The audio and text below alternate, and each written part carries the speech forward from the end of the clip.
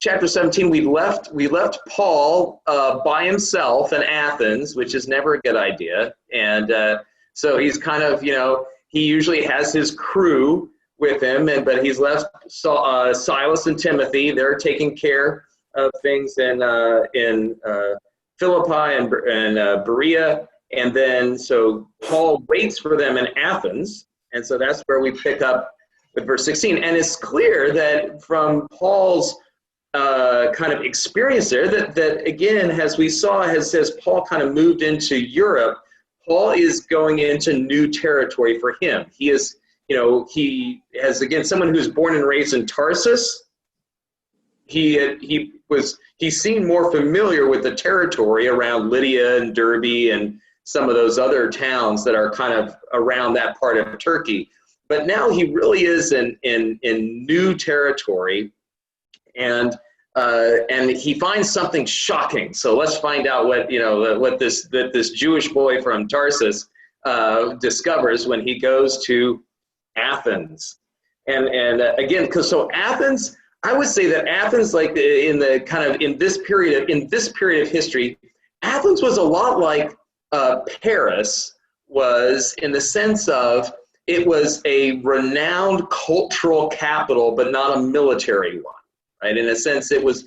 Now, Greece, of course, in ancient days, even in Paul's time, in olden days, Athens was a mighty city-state that had, had military campaigns and been successful. But now the Romans took over that job, and so now what was left in Athens was really the center of philosophy and religion. It was kind of that in the temples. It was famous for its beautiful temples, and so again I liken it to a kind of a and it was very famously cosmopolitan. So kind of liken it to a cosmopolitan capital like Paris, which isn't necessarily a locus of kind of geopolitical military might anymore. Quel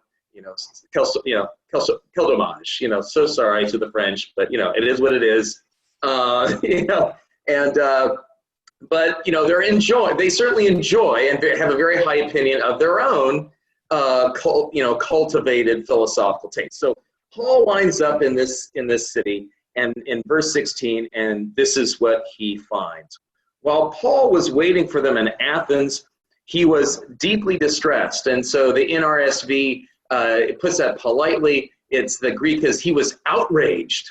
He was outraged to see that the city was full of idols. It's almost kind of like Paul had been in like cities where it was kind of like junior varsity paganism. I mean, it's kind of like maybe they have a temple to Artemis, and of course you'd have to have one to Caesar, and but a city might have just a temple to its own a sponsoring divinity, basically. Kind of might think of it as like a patron saint. So they would have a sponsoring divinity that they'd have a temple for, and maybe the genius of the city would be worshipped. But Athens had like basically the pantheon. Athens had everybody, had a temple there. So it's really, Paul is absolutely shocked, and we really see Paul has Luke brings forward this aspect of Paul's Jewish sensibility, that for a monotheistic Jew like Paul, he has not been to a city like this, where it is absolutely chock full of idols. And this is actually something that is backed up by contemporaneous accounts from other historical writers. It was Athens was famous for the number of temples and idols that they had. So it's like the so here is a causal clause. So it's like, therefore he's so outraged that he argued in the synagogue with the Jews and the devout persons. So that's a code word for Gentile. Again, the God-fearers, the devout ones who are Gentiles, who are essentially who are following monotheism, the Jewish monotheistic God. Which is, again, those will be fascinating people for Paul to meet in the middle of a pagan city like Athens. You have these people who are kind of identifying as monotheists, and they can't quite ethnically pull it off, but they want to be there. And now we have Paul adapts a new strategy. In addition to the arguing or debating with Jews and God-fearers in the synagogue, he also debates in the marketplace every day with those who happen to be there. And so this changes. Before he would basically kind of stay in the synagogue, and then when he would get rejected there, he would move out and kind of form a house church and kind of work from there. That's the pattern that we saw again and again. Now Paul adopts the tactics of the classic cynic philosopher. So the cynics, we think of being cynical, but back then there was a school of philosophy, the cynics, who their tactic, what they were famous for, was precisely accosting people in the marketplace. Basically, you wouldn't have wanted to run into a cynic, because it would just take up your whole day. They would basically accost people and try to argue with them, about how silly they were being, or the foolishness of conventional wisdom. The cynic, the cynics typically again attacked conventional wisdom. That was their kind of mission, is to kind of show just how foolish general opinion really was, and is kind of think of a kind of a it's kind of a philosophical version of a Seinfeld routine. It's like, it was like, wait, it's like neither this nor that. What's up? What gives? So they would kind of go in there and they would argue with people. Of course, it's more substantive than that, but it gives you the feel for basically people who would, again, go in the marketplace and just try to argue with whoever was there. And so once this became a thing, the agora, the marketplace of a city, would be a place where you would go to kind of basically intellectually joust with people, because everybody knew that's where at least a couple cynics would be there. And so if you were another kind of philosopher, you'd go in there and kind of test your wits with the cynics. So good old Paul, you have to understand, Paul has not had any philosophical training. Maybe just he's probably a classical education would have given him the principles of rhetoric, which we see in his letters. So he would have been schooled in rhetoric and some of the basics of kind of Hellenistic literature. But to really go head to head with the philosophers in the Agora of Athens is, that's chutzpah. That's this small Jewish guy, preaching this Messiah Jesus in the big city, and trying to get anybody to listen to him. And so you get a flavor. Luke gives you the flavor of some of the responses to Paul. So it said in 18, also some Epicurean and Stoic philosophers debated with him. Some said, "What does this babbler want to say?" What a great, kind of depiction from Luke of how Paul must have come across to a lot of these kind of Greek philosopher types. It's like, where is he from, and who on earth is he talking about? A Galilean peasant Jew. Am I getting this right? Am I understanding what you're saying here? That somehow this Galilean peasant Jew who was arrested by the Romans and crucified, and by the way, that's a common thing. We all know what happens to people who pretend that they're Caesar or have some sort of claim to royal authority. We know how the Romans handle that sort of thing. You say he's the Lord of and associated with the one high God? This is crazy talk, right? Is babbling. And again, it's like the barbarians, like ba ba ba ba. That's what they call the barbarians, because they do babble. It's like this. Barbarian is an onomatopoeia of the Greeks for how that speech sounded in their ears. Just like bar bar bar bar. That's all they thought that those other peoples were saying. And so here's this babbler who comes to speak. Others said, and you have to kind of imagine, it's like, and I again, and this is just how I bring my imagination to the text. But if you think of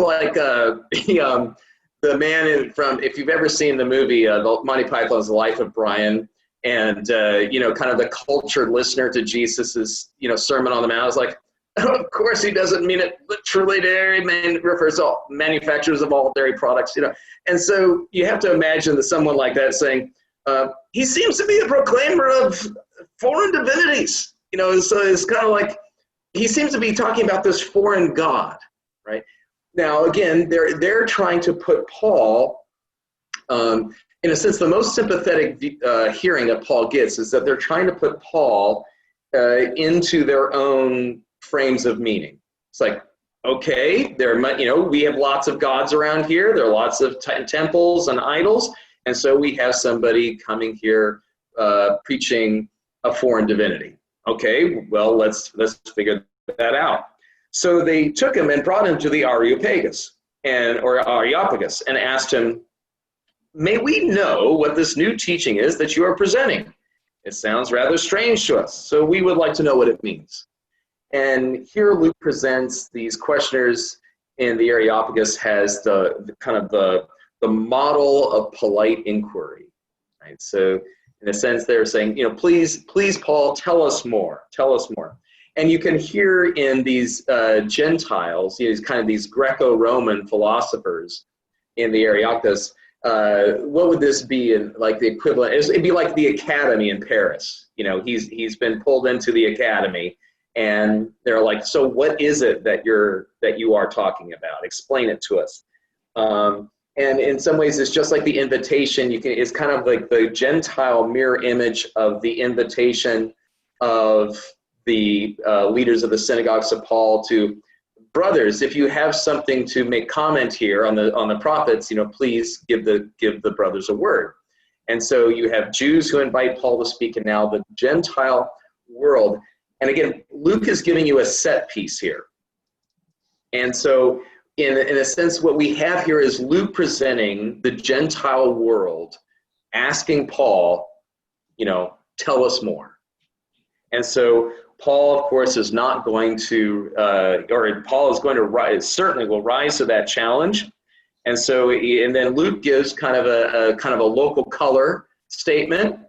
Now, all the Athenians and the foreigners living there would spend their time in nothing but telling or hearing something new.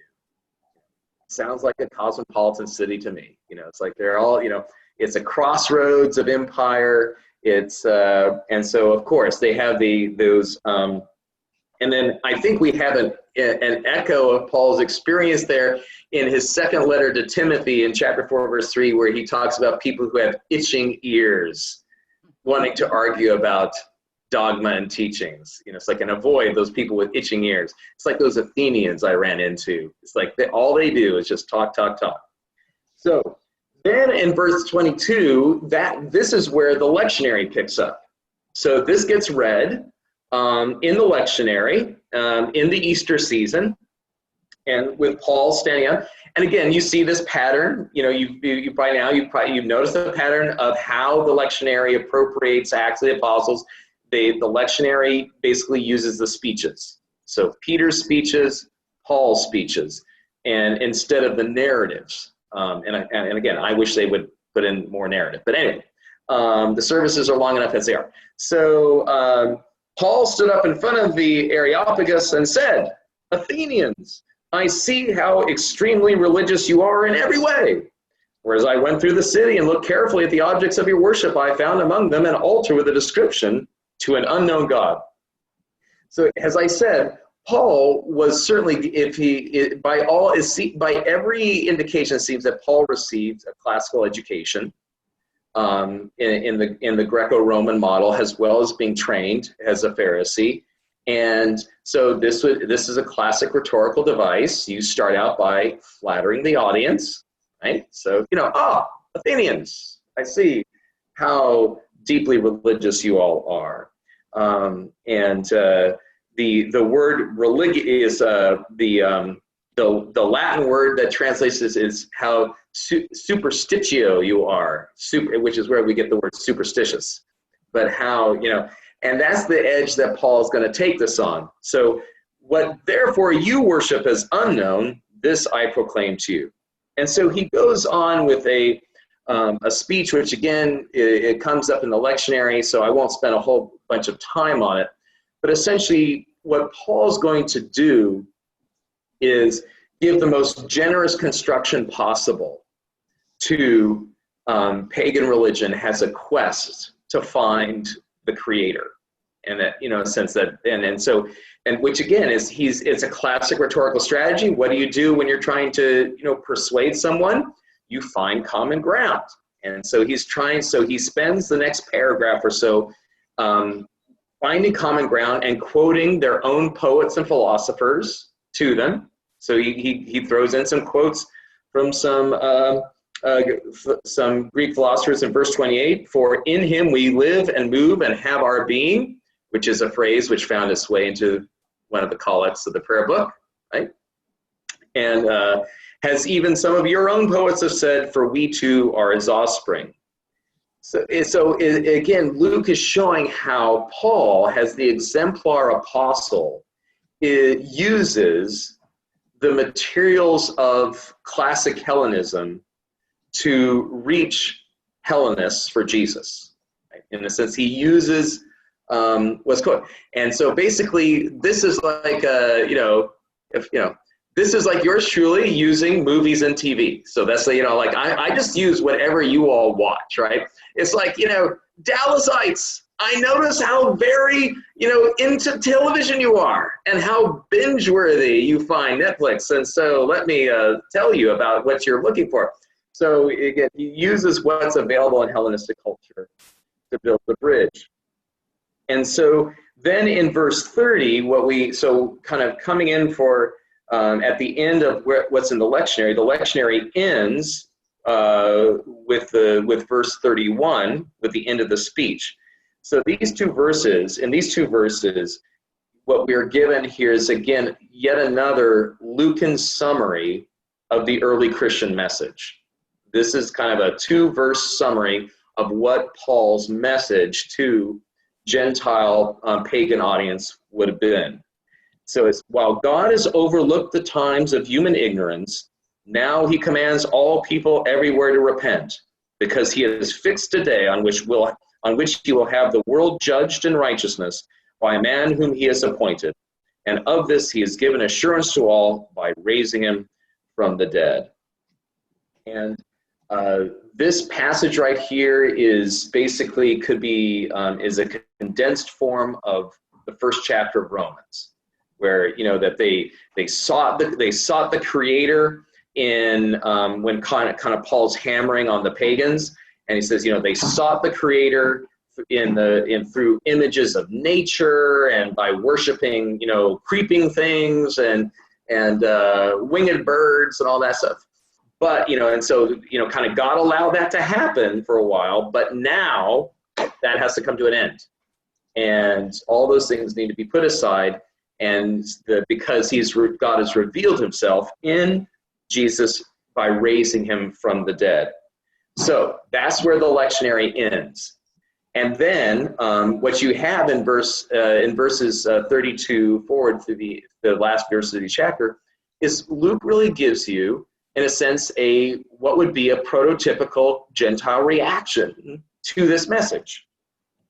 When they heard of the resurrection of the dead, some scoffed. Right? So that would be one response, right? Some said, that's, okay, that's just crazy talk, that's ridiculous. But others said, we will hear you again about this. So they're kind of like, well, I don't know, you're gonna have to work harder on this, Paul. You're gonna have to work harder. And then at that point, Paul left them. But some of them joined him and became believers, including Dionysius the Areopagite and a woman named Damaris and others with them. And so you see here modeled is this is precisely the same sort of formula that he used to describe the results of Paul's teaching in the synagogue.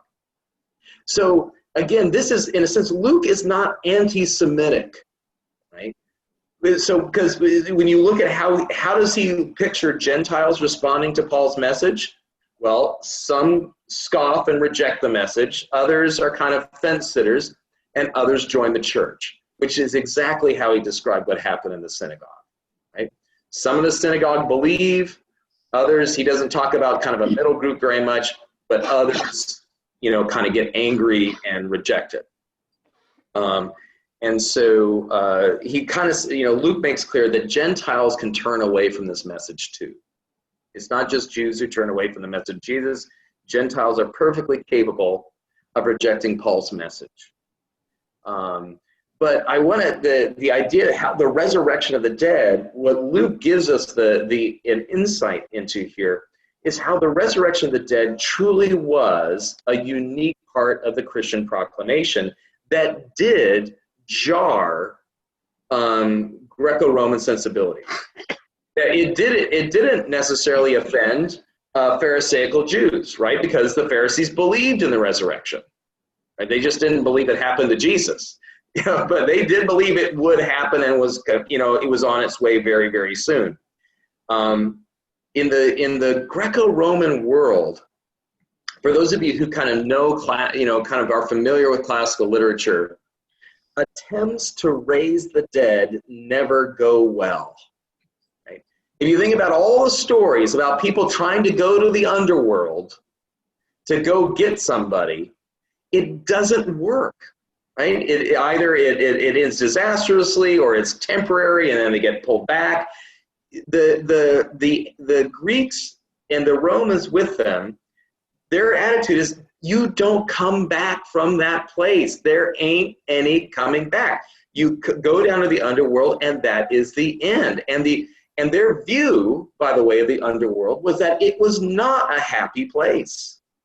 It was not a happy place. It was a place of kind of shade and dismal, kind of longing and kind of regret.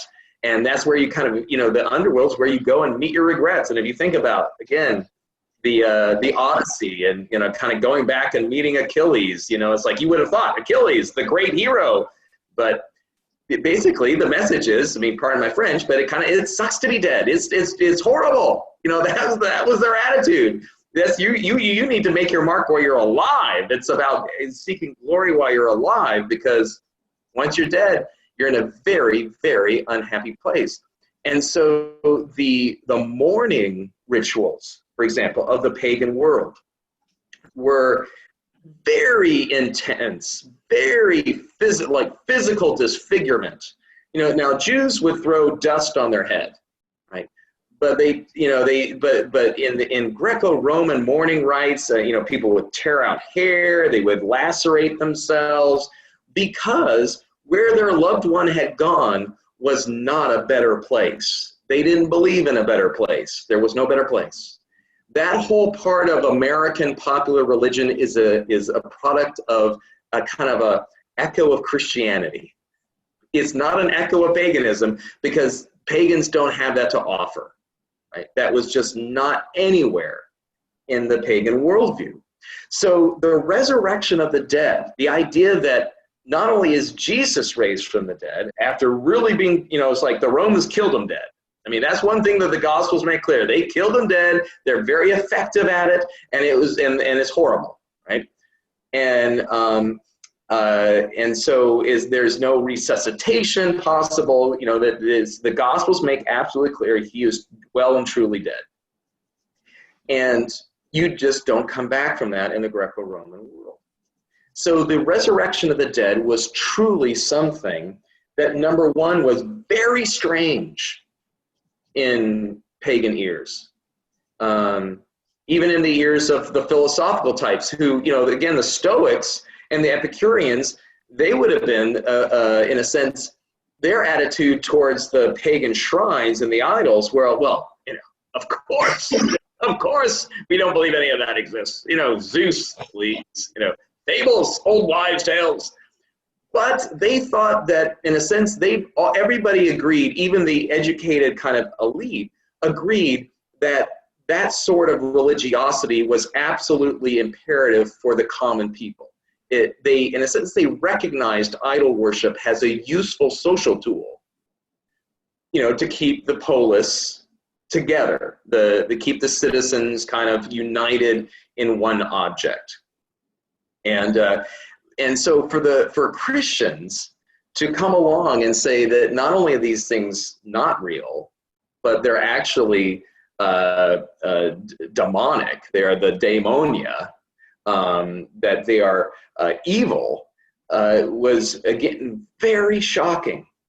On the other hand, the Christian preaching of the resurrection of the dead was something that was, in a sense, was truly good news, in the sense that death was no longer something to be viewed with terror, with just abject, outright terror, but rather it was something that had been defeated. The sting of death had been removed.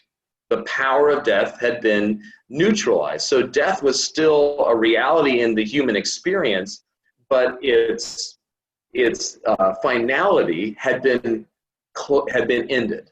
It was no longer the last word. There was now something that was after death. And that, in the Greco-Roman world, that was a radical change of attitude. And so Christian mourning rituals were very different. From pagan rituals. So like and archaeologists can see that from inscriptions on Christian burial sites from the early, centuries, when paganism was still, Christianity was still a minority religion. Basically, to summarize it, a typical pagan inscription would basically be, here lies so-and-so, is really horrible to be dead, live while, enjoy life while you can.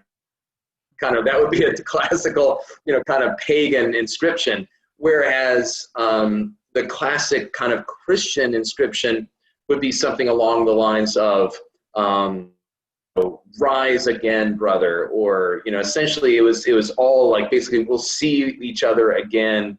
It was, inscriptions express a confidence in new life after death. Which again, it was truly a Christian distinctive. In fact, Christians scandalized their pagan neighbors and kind of city, fellow citizens of their cities by not only did, so basically in both Judaism and paganism, the place where you buried people was far away from all other human spheres of activity. Right, it was out there. The burial grounds were way out there, and thus a place where there were ghosts, evil spirits. You didn't go there except you had to go there on auspicious days, where the evil powers and evil spirits that would be hanging around a place of death would be in some ways neutralized, or could be made. In a sense, you could enter safely on certain days, typically around the anniversary of the death of, a loved one or something, because their spirit might be closer to the grave on those days than others. So, but Christians would actually, to the shock and disgust of their pagan neighbors, Christians would actually have meals, read Eucharist, but from their pagan neighbors, they would actually go and eat on top of the grave of someone who had been killed in a horrible, horrible way. Right? In paganism, that's haunted places, and see, you have paganism still there, right? Isn't it like a kind of a popular folk belief that if someone dies in some sort of horrible way, the place is likely to be haunted in some way, or those beliefs are still with us. I call them the pinky toe of paganism. It's kind of like something we don't need anymore, but it's still there. It's still there. It's kind of right there, that little pinky toe of superstitions around, people dying in places. And Christians not only weren't afraid to go there, they would have basically their big reunions on top of those places. Why? Because Christians saw the remains of the dead has basically the site, the locus for where the resurrection was going to break out. Right? That the bones of the dead were kind of ground zeros for the resurrection. That was that was just crazy for pagans. Absolutely nuts as far as a pagan was concerned. And so they would have, and by meals, I mean they would have Eucharist, and then they would build houses. Not only do they go out there and have meals on top of these graves, they build these buildings, these ecclesias, these churches on top of these graves. It's like, who does that? Only deeply disturbed people do that. It's called the Basilica of St. Peter, people. Okay, so it was, St. Paul's outside the walls because they buried St. Paul's headless body outside the city. So Christians built their churches on those places. Like, oh yeah, this is St. Paul's remains. Yes, the resurrection is going to break out right there. And that's exactly where they went. This very practical way of dealing with death in the community bespoke a fundamental difference in one's view of their destiny and one's own destiny. Right? The resurrection of the dead, a key difference between pagans and Christians. And, so that's our faith. That's good news, people. That's power, the power of the resurrection. And so, and this also by the way, worked itself out in the way that pagans marveled at the way that Christians were willing to be martyred. It's like only, because if you felt about death the way pagans felt about death, it's like, oh, you want me to worship Artemis? I'll worship Artemis. You might give your life for the city or for Rome or something like that, some greater power like that. But giving your life over worshiping one God or another, if somebody with more power says, this is God I want you to worship, that didn't compute in the pagan kind of moral system. So they viewed Christians being willing to be martyred as basically a sign of mental illness and moral impairment. Like, you're a truly horrible person. Why are you making me do this to you? It says, and you have this sense of like Roman tortures, it's like they kind of felt themselves the victim. It's like these Christians are putting us in the position where we have to inflict these horrible tortures on them. Why are they doing this to us? And Christians, because they simply refused to abandon the Lord Jesus through whom they would receive the resurrection of the dead. Christians, Christians were again, not just from within Christian sources, but also pagans noted how Christians stood up to torture in remarkable ways. And that was because of their faith in the resurrection of the dead. Okay, so that's Paul and the Areopagus. So in verse, okay, I'm going to check, I'm trying to be better. I'm going to check the chat. No chat. Okay. So I'll keep that box open. So if you have questions or anything, feel free to write them in, and I can address them along the way. So after this, Paul left Athens and went to Corinth.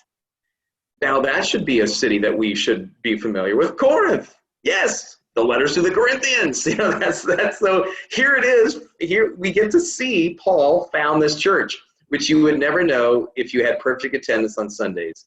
You would never see Paul found the church at Corinth. It's delightful. All right. So he left Athens and went to Corinth. There he found a Jew named Aquila, a native of Pontus, who had recently come from Italy with his wife Priscilla, because Claudius had ordered all Jews to leave Rome. Paul went to see them, and because he was of the same trade, he stayed with them, and they worked together. By trade, they were tent makers. Every Sabbath, he would debate in the synagogue and would try to convince Jews and Greeks. So here's Paul, kind of going about his mission. This is Paul being Paul. I just love it. And so basically what he does is he goes and he hears that there's some Christians in town. That in a sense, the fact that Luke does not report Aquila and Priscilla being converted, which it will almost always report, someone actually being converted. We assume that they were already Jewish Christians who had been displaced from Rome and they landed in Corinth. So basically, Paul goes into Corinth and he looks for the other Christians in town. Again, Paul at this point is by himself.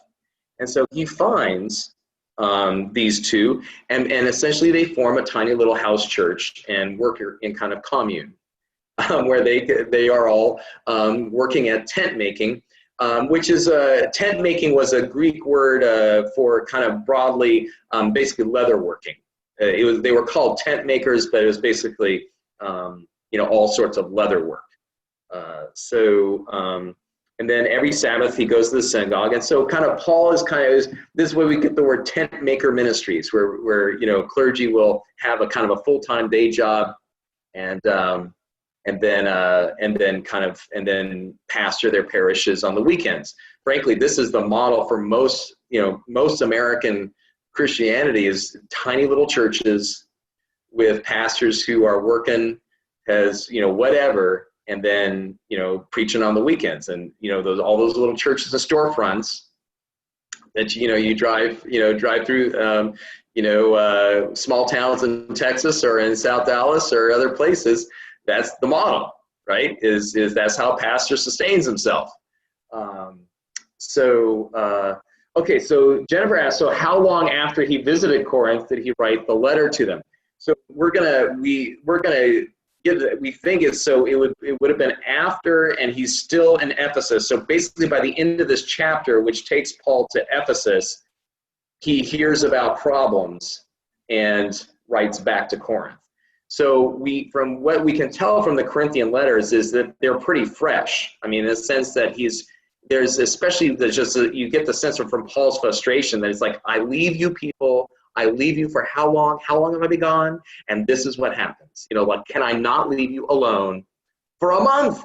I mean, if you read the Corinthian correspondence, you get a little bit of that sense of Paul just like, oi, people.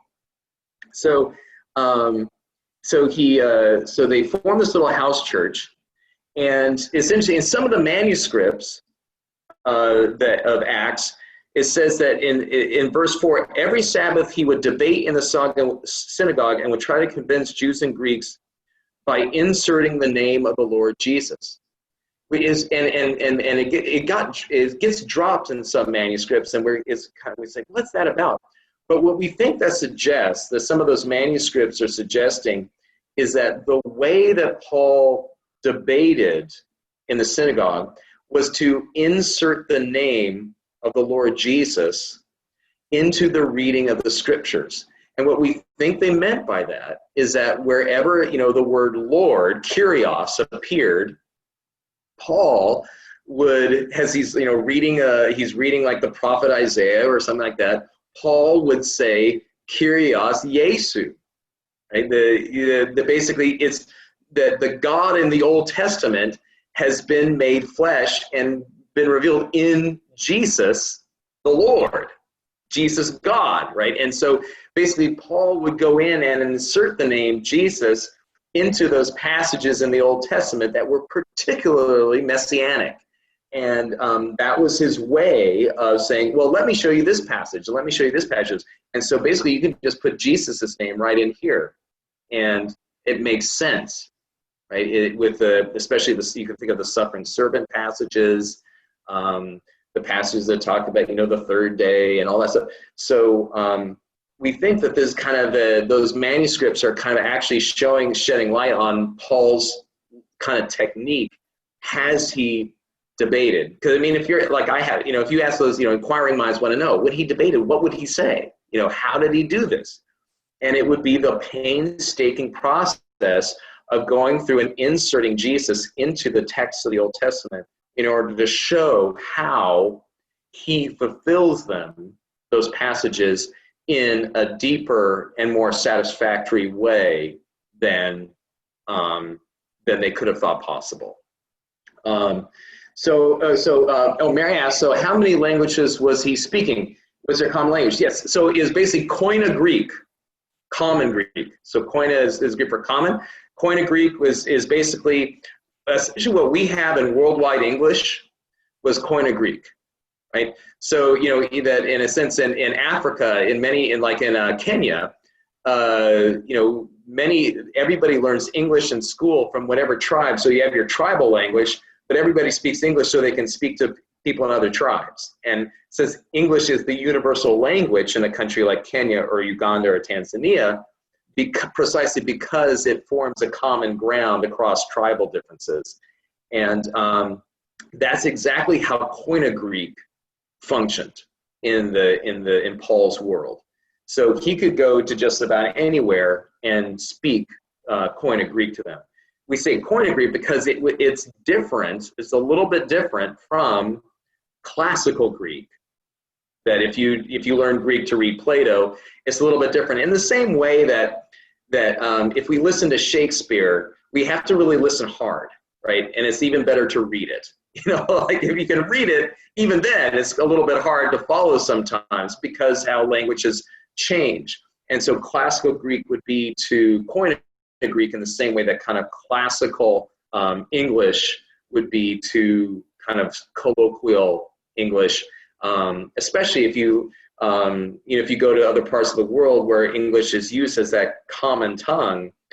There's a way of speaking it which is genuinely East African, right? And it says they own the English language in their own way, and they have their own idioms and their ways of speaking it.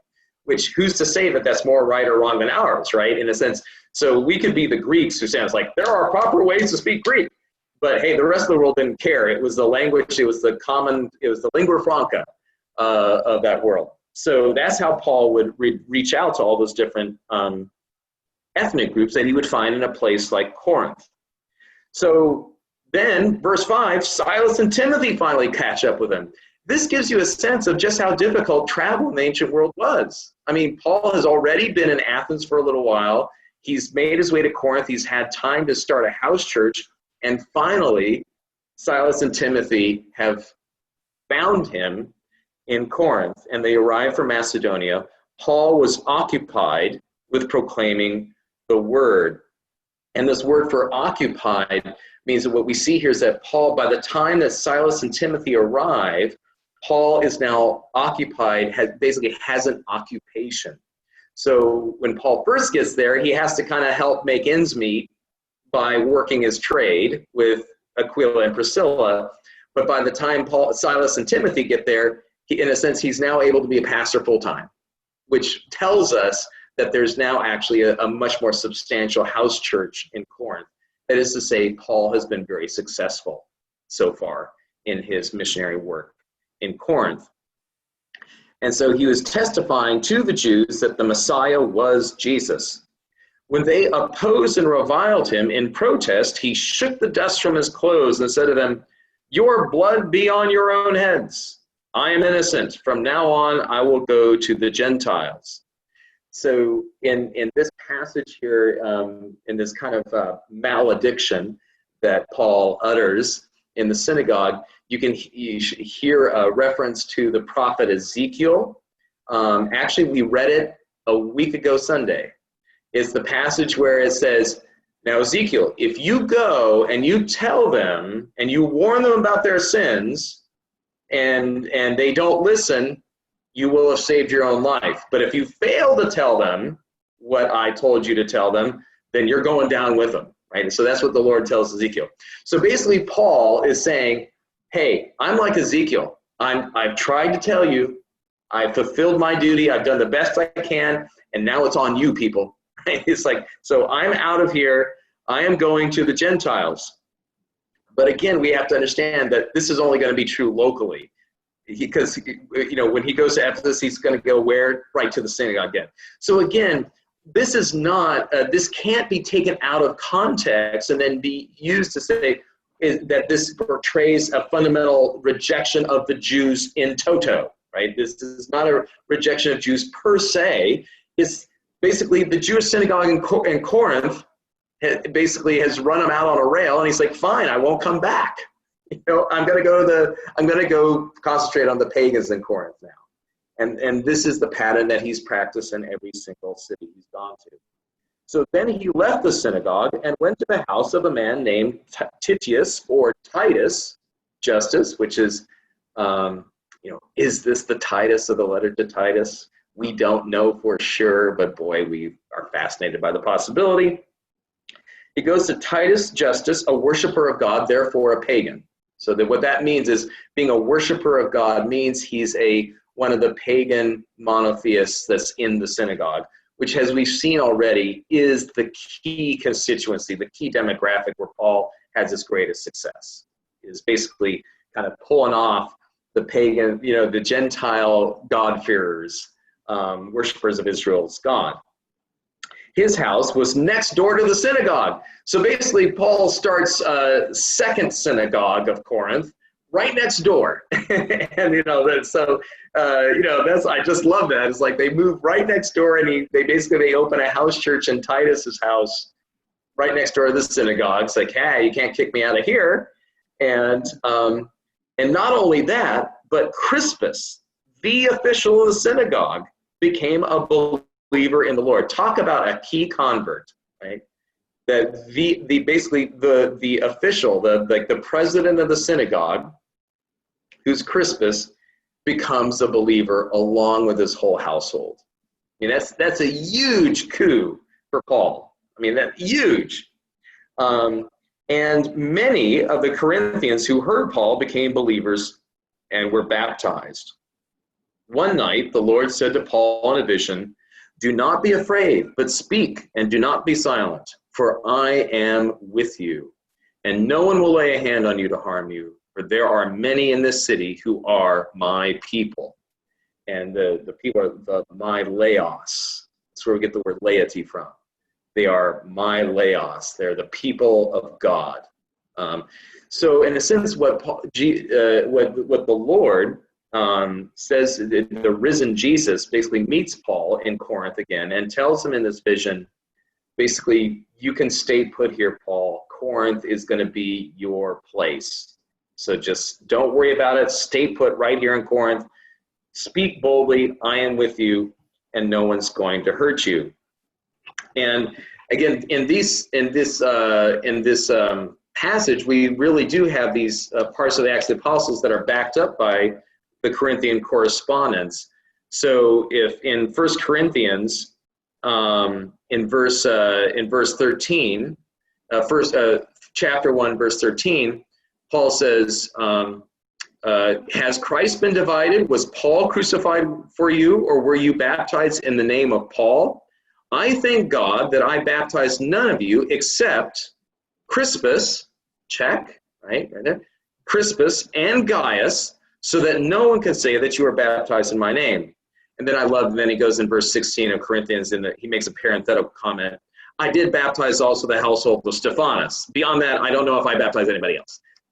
So it's kind of, so Paul's like, he's arguing, he's like, don't press me on that. Okay, maybe somebody else, but I really didn't baptize many of you. So the baptizing, then it's like, again, inquiring minds want to know who's baptizing. Well, we don't know, but it might have been essentially Paul clearly sees his ministry as something that wouldn't necessarily be, in a sense, he was willing to depute that to Silas and Timothy or to Aquila and Priscilla. We don't know. But Paul himself was not a baptizer. And again, we kind of Bible nerds, it's like we're fascinated by that. Why wouldn't you be the main baptizer? But he didn't see that as part of his office, if you will, his work there. But that's the kind of the tie to Crispus there in Corinth. And so we know that Crispus was there. And so then in verse 11, he stayed there in Corinth 1 year and 6 months, teaching the word of God among them. This is a long stay for Paul. I mean, to basically be there 1.5 years. And that's Paul really listening to the word of the Lord saying, don't be afraid, stay right here in Corinth, make your home here. And he does. And so now we can see why, again, in that Corinthian correspondence, the sense of ownership that Paul has over the church in this city, because he clearly starts it with Aquila and Priscilla, and he's been with them for 1.5 years. So, I mean, yes, he is, kind of their father in the faith. He's the one who's responsible for that church. And so, in a sense, can be justified for, feeling a little bit put out with them that other people came in after he left and basically kind of ran him down and say, oh, that Paul, he's nobody special, he's not really that eloquent, he's not much to look at. And Paul says, what was wrong the whole year and a half I was there? So we kind of feel for Paul when we know just how long he stayed in Corinth. So I think we'll cut it off here, but I just wanted to, since the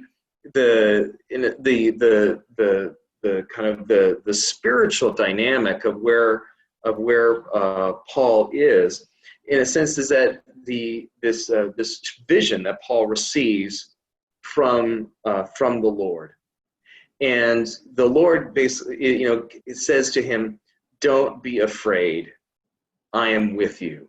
And this is the Jesus we know from the Gospels, right? This is the Jesus from the end of the Gospel of Matthew, "For I will be with you even to the end of the ages." This is the Lord Jesus that we know from the Gospels and from the proclamation of the good news. And so, in a sense that, to be able to hear the word of the Lord has, Paul's been just kind of, in a sense, he's been kind of a rolling stone, hasn't he? I mean, we've been kind of following him, and he's just been going from city to city to city, and often he gets run out of town on a rail and beaten up or whatever. And in a sense, he receives the gift, a consoling gift now, of basically the Lord promising that I am with you. You don't have to be afraid. No one can harm you here. For there are many in this city who are my people.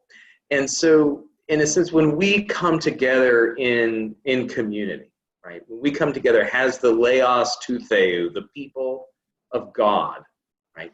That is something where we can encourage each other. We don't have to be afraid when we're together in community. We can sustain each other. We're not facing this world alone. And I think that's really the message that Jesus gives to Paul. You're not alone here. You're not alone. There are many more people, and the people, in a sense, that are present in Corinth, the implication is they haven't actually become Christians yet. It's like, don't be afraid, stay put, be patient, because there are lots of people that you don't even know yet that are going to become followers of Jesus. Stay put and bring them too. And I think that for us, as if there are times or seasons in our life where we can just kind of feel worn to the nub and discouraged, to hear a word from the Lord that he is present to us, and that there is going to be good and there's going to be blessings coming to us that from people we don't even know yet. That God has people in our future, not just our past. We all, and the ones in our past are the ones that are in our mind, and of course, because we're mortal. That's the way we live life. But in God's eternity, he has people for us in the future that are going to be the instruments of his consolation and his blessing to us. And so when we run out of our resources on our own, or do kind of life on our own, we can count on the community of God's people to be in our future and to sustain us through the seasons of discouragement. And that's the gift that's given to Paul. Since we often think of Paul, again, because we know the end of the story. It's like, oh, Paul, he was awesome. He was a successful apostle. He wrote all those letters, and people did actually, if you read the letters, people didn't do what Paul told them to do. I mean, that's the thing about the letters. He wouldn't have had to write the letters to Corinth and Galatia if people did what he wanted them to do in the first place. He struggled. He would just beat his head against the wall so often. I mean, you just get that sense from him. And in this word of Jesus to him, you can see how vulnerable Paul is, to discouragement. And that he clearly needed a word in Corinth, and the Lord blessed him with that. So, it's kind of like, again, kind of hear these words from the risen Jesus to Paul, hear them spoken to your heart as well in whatever in the situation and whatever kind of struggles you're working with this week or this month, this season, that Jesus is with you, and that there are more people with you. There's more laos from God than you know and that you can see, but they're there waiting for you. So anyway, just move forward on the confidence of that consolation of Paul.